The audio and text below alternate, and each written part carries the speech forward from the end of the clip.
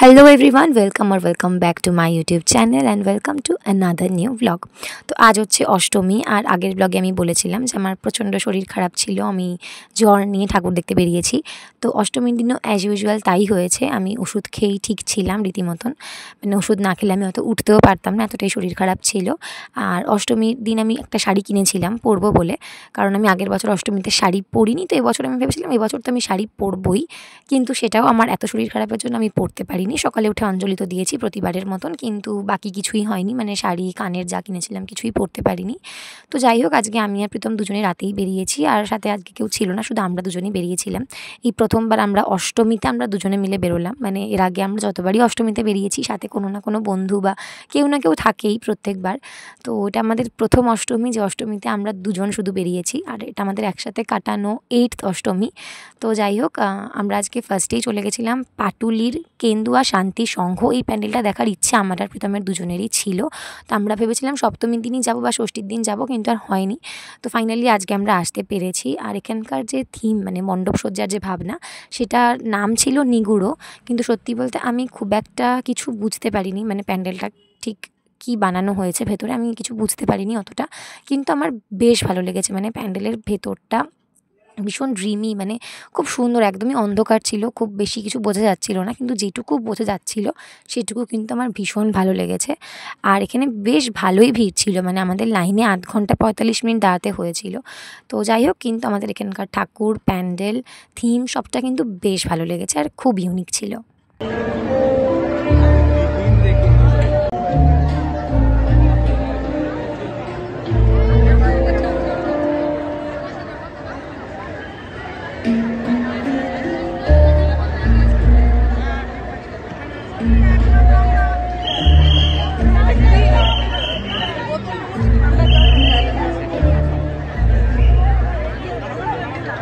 তো ওখান থেকে বেরিয়ে আমরা ডিসাইড করছিলাম যে এরপর কোথায় যাব, কোন প্যান্ডেলটা কাছাকাছি পড়বে।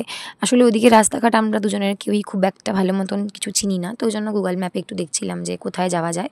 তো দেখলাম ওখান থেকে নাকতলা উদয়ন সংঘটা সবথেকে কাছাকাছি, তো আমরা ভাবলাম ঠিক আছে ওখানেই যাওয়া যাক। তো আমরা তারপর চলে গেলাম নাকতলা উদয়ন সংঘতে।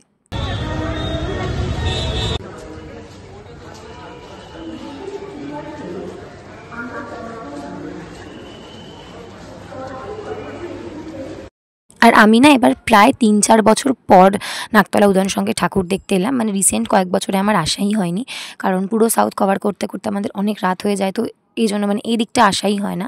তো আমার না ভীষণ ভালো লাগে নাকতলা উদয়ন সংঘের ঠাকুর, ওদের প্যান্ডেল সব কিছুই। তো এবছর আমার কিন্তু খুব ভালো লেগেছে। আর ওদের এবছরের মণ্ডপ সজ্জার ভাবনা ছিল তর্পণ, মানে মণ্ডপে ঢোকার একদম সামনেটা, মানে একদম প্রথম যে অংশটা, সেখানে আর কি, মানে মানুষের যত রকমের গোত্র হয় আমাদের, তো সেই সমস্ত রকমের গোত্র ওখানে লেখা ছিল। আর প্যান্ডেলের ভেতরটাও একদম তর্পণ করতে যে যে জিনিস লাগে, যেগুলো দিয়ে তর্পণ করা হয়, যেভাবে করা হয় পুরো ওরকমভাবেই ওই জিনিসগুলো দিয়েই কিন্তু পুরো মণ্ডপটা সাজানো হয়েছে। তো আমাদের কিন্তু বেশ ভালো লেগেছে।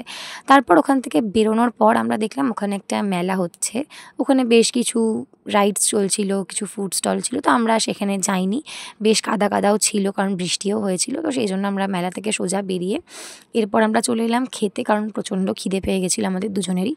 তো ঘড়িতে তখন প্রায় রাত 2:30 মতন বাজে, আমরা পাশেই ছিল ওখান থেকে বেরিয়ে ঔধ, তো আমরা ওখানেই চলে এসেছিলাম, আমি অনেক বছর পর এলাম ঔধে।